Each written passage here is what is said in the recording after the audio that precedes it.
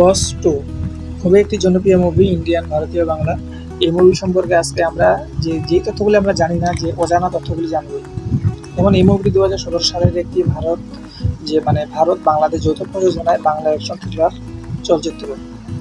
এই ফিল্মটির বন্ধুরা পরিচালক ছিলেন বাবা যাদব এবং লিখেছেন আংশুমান ও প্রমিত। এই মুভিটির বাজেট হচ্ছে 5 কোটি এবং বক্স অফিস ইনকাম করেছিল 10.5 কোটি। আর এই মুভিটির যে দেশগুলি হচ্ছে ভারত এবং বাংলাদেশ, ভাষা হচ্ছে বাংলা। মুক্তির তারিখ ছিল 23 জুন 2017 পশ্চিমবঙ্গ এবং 26 জুন 2017 বাংলাদেশ।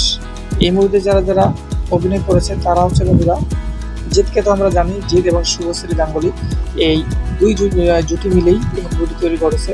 তাহলে জিতকে আমরা দেখতে পাবো একজন ক্ষুদ্র ব্যবসায়ী, যে টাইকুন সূর্য হিসাবে, যিনি মন্ত্রিত্বের সহায়তায় জাতীয় পর্যায়ে কাজ করতে আগ্রহী। শুভশ্রী গাঙ্গুলি সেটি হচ্ছে সূর্যের ভাগবতা রুষা রায়ের ভূমিকায়। নুসরাত ফারিয়া সেটি হচ্ছে আয়েশা হোসেন চরিত্রে যুবরাজ, শাওন ওয়াজ হাসানের মেয়ে, এবং মুম্বাই পুলিশ কমিশনার বিধায়ক রায়ের চরিত্রে রঞ্জিত চক্রবর্তী। ইন্দ্রনীল সেনগুপ্ত বিদ্যুৎ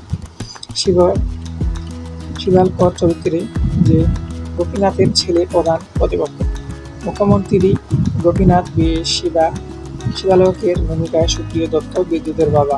শিবচরণ চরিত্রে চৌধুরী চরিত্রে বিশ্বনাথ বসু।